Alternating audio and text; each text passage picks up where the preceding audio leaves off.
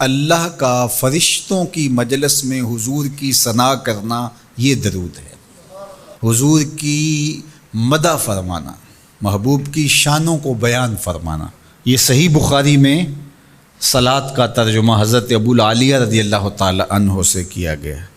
تو پھر درود کا مفہوم بہت وسیع ہے، حضور کی مدح و توصیف، حضور کے حسن کا بیان، حضور کے خصائل کا عنوان، آقا کریم کے شمائل کا تذکرہ، حضور علیہ السلام کے فضائل کی باتیں، حضور کی عظمتوں کا عنوان، یہ سب کچھ درود کے زمرے میں آتا ہے۔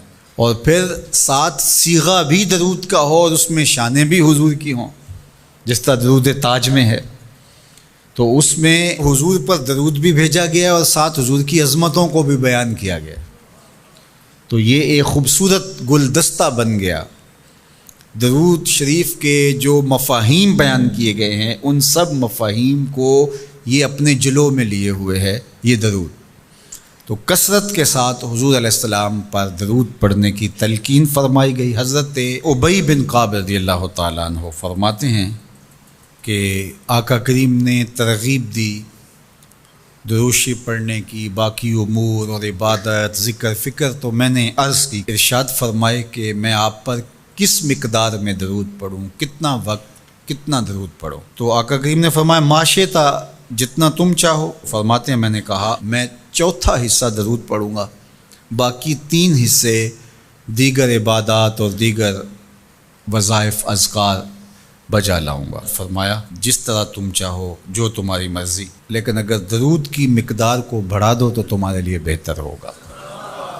تو میں نے کہا النصفہ، میں آدھا وقت درود پڑھا کروں گا اور باقی چیزیں باقی آدھے وقت میں کروں گا۔ فرمایا جس طرح تم چاہو، لیکن اگر درود کی مقدار کو بڑھا دو تو تمہارے لیے بہتر ہوگا۔ میں نے کہا کہ حضور میں 2 حصے درود پڑھوں گا اور 1 حصہ باقی وظائف اوراد بجا لاؤں گا۔ فرمایا جیسے تمہارا دل چاہے، لیکن اگر تم درود کی مقدار کو بڑھا دو تو تمہارے لیے بہتر ہوگا۔ فرماتے ہیں میں نے کہا حضور میں پڑھوں گا ہی درود، سارا وقت میں آپ پہ درود ہی پڑھتا رہوں گا۔ فرمایا پھر تمہارے سارے دکھ، تکلیف، اذیتیں، پریشانیاں، اس کے لیے یہ درود کفایت کرے گا اور تمہارے گناہوں کی مغفرت فرما دی جائے گی۔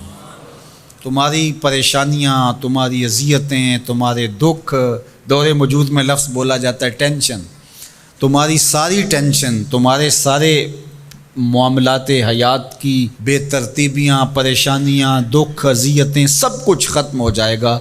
درود سب دردوں کا مداوع ہو جائے گا، سب دکھوں کا علاج ہو جائے گا، سب پریشانیوں کا حل ہوگا، سب مصیبتوں کا مداوع بن جائے گا، اور ساتھ ساتھ تمہارے گناہ بھی بخش دیے جائیں گے۔ تو درود جتنی کثرت کے ساتھ پڑھا جائے، اللہ کی اتنی ہی رحمتیں نازل ہوتی ہیں۔ تو باقی وظیفے، باقی اوراد، وہ بھی فضل و شرف والے ہیں، لیکن حضور نے فرمایا کہ پھر تمہارے لیے درود ہی کافی ہو جائے گا۔ اللہ اکبر۔ فرمایا جو میرے اوپر 1 مرتبہ درود بھیجتا ہے، اللہ اس پر 10 رحمتوں کا نزول فرماتا ہے۔ اور ایک حدیث میں آیا جو 1 مرتبہ میرے اوپر درود بھیجتا ہے، اللہ اس کے 10 گناہ معاف کرتا ہے، 10 درجے بلند کرتا ہے اور 10 رحمتوں کا نزول فرماتا ہے۔ تو درود پڑھا حضور پہ کام اپنا بن رہا ہے۔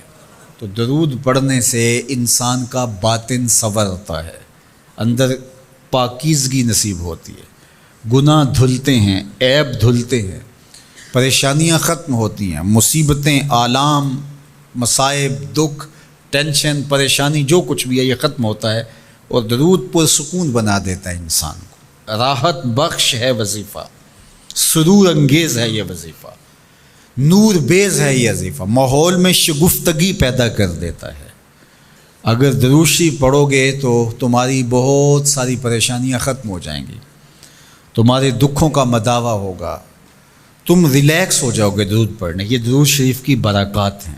1 مرتبہ درود پڑھنے سے 10 رحمتیں نازل ہوتی ہیں، اور جو بار بار حضور پہ درود پڑھتا ہے تو بتاؤ کہ کتنا بڑا ذخیرہ رحمتوں کا اس کے اطراف میں پھیل گیا۔ تو اس لیے کثرت کے ساتھ درود پڑھنا چاہیے۔ حضور علیہ السلام نے یہ بھی ارشاد فرمایا کہ جو میرے اوپر درود پڑھتا ہے، میرے اوپر لازم ہے کہ میں اس کی شفاعت کروں گا۔ شفاعت رسول کے حصول کا ذریعہ درود بنتا ہے، چونکہ ہمارا آسرا ہی حضور کی شفاعت ہے۔ وہ دامن شفاعت کھولیں گے تو ہم گناہ گاروں کا کام بنے گا، اور وہ نصیب کیسے ہوگی حضور علیہ السلام کی شفاعت؟ کثرت درود سے۔ یہ بھی ارشاد فرمایا آقا کریم نے، قیامت کے دن میرے سب سے زیادہ قریب وہ ہوگا جو کثرت کے ساتھ میرے اوپر درود پڑھنے والا ہوگا۔ تو حضور کی قربت کا ذریعہ بھی درود ہے۔ کون سا مومن ہوگا جس کو حضور کے دیدار کا شوق نہیں ہے؟ کثرت درود کی برکت یہ ہے کہ حضور کا دیدار نصیب ہوتا ہے۔ حضور کا دیدار نصیب ہو جائے تو بتاؤ اور کیا چاہیے۔